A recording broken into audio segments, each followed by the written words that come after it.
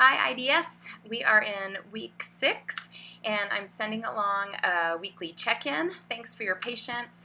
My family has been fairly ill and we've had 2 rounds of whatever is making the rounds this fall. So usually I get to you by Sunday and it's Wednesday. I'm very sorry for that, but I'm checking in now. I'm gonna talk in this video about what we have coming in week 6, what you should be tackling this week, what we have kind of coming down the pike in a couple of weeks. And before I do that, I also want to say, now that I've been able to get in there and dig around in the grading center, I can see kind of a picture emerging of how we're doing as a whole class. And we're about halvesies. I would say half of us are really well caught up, and we have everything turned in. To those of you who have been plugging along, undaunted by the weird start to the semester, which we're pretty much past now, you've been taking the initiative, reading and just following the directions, submitting what you can to the best of your ability. That's exactly what I'm looking for. That's what we're hoping for. So thank you. You're doing a great job. It's much appreciated. Some of you are darn close to being in that category. I see just about everything except Inquiry Block 3. That one's really easy. Don't let that one stop you. That's 2 paragraphs. I mean, a page would be a whole lot to submit. Just get a question down. It doesn't need to be set in stone. In fact, it's quite possible that you are going to revise that question or let sub-questions emerge as we move through the next 2 inquiry blocks and start working on bibliographies and literature reviews. You'll start to understand your own question, your own topic more. It even talks in the Falk book about how questions get revised over time as researchers take on new information and understand their own questions better. So that's fine. Just get something turned in. You've made it this far. Some of you have actually kind of been absent from what I can tell in the grade book. There are even a couple of people, I have no submissions at all. I mean, it's possible I'm missing something, but maybe not. Maybe there's just really nothing submitted. If you're in that category, we've got midterm conferences coming up in 2 weeks. It's really time to reflect honestly with yourself about whether or not it's realistic to think you can catch up on 6 weeks worth of work in the next week and a half. If that doesn't seem realistic to you, I'm going to be reaching out to the folks who've submitted nothing or who have submitted nothing in the last couple of weeks to initiate a conversation about whether or not it's going to be possible for you to complete the class successfully given the timeline that we have. So please do some thinking about that.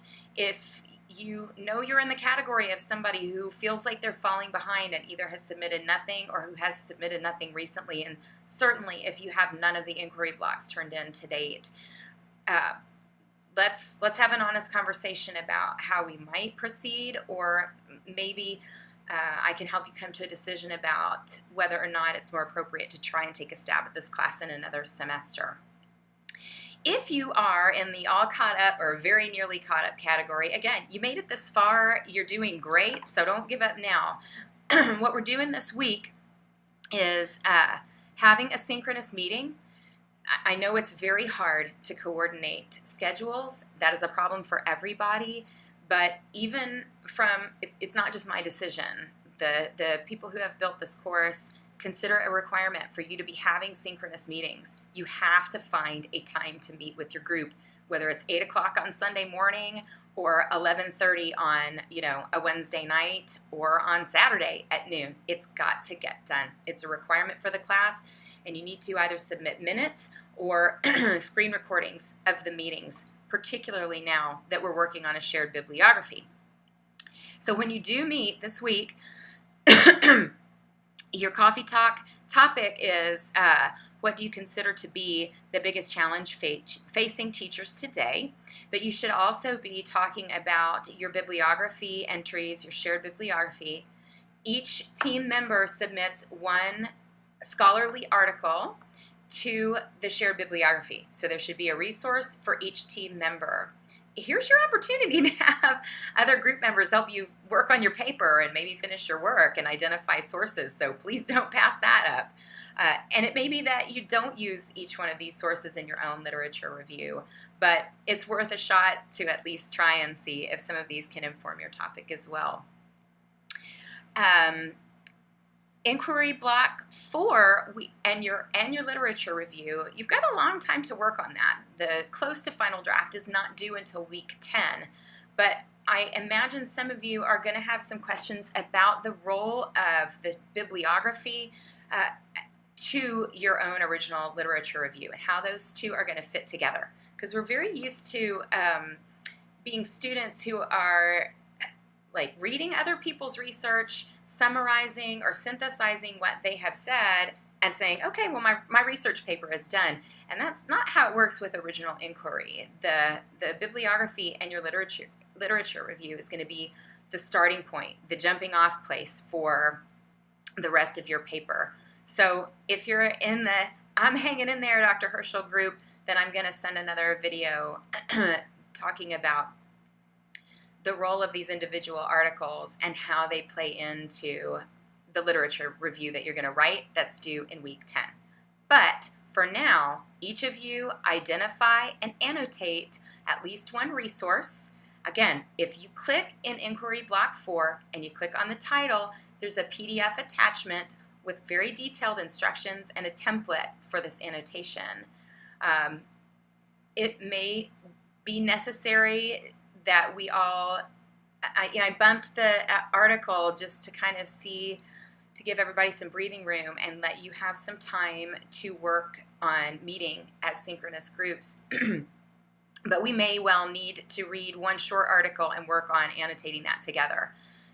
If you have questions about how this should look and how it should work, please reach out to my email so I will know that we need a little mini lesson on how to make that happen. But I don't want to waste your time if you feel like you know how to proceed just by reading the instructions and making your best shot at it.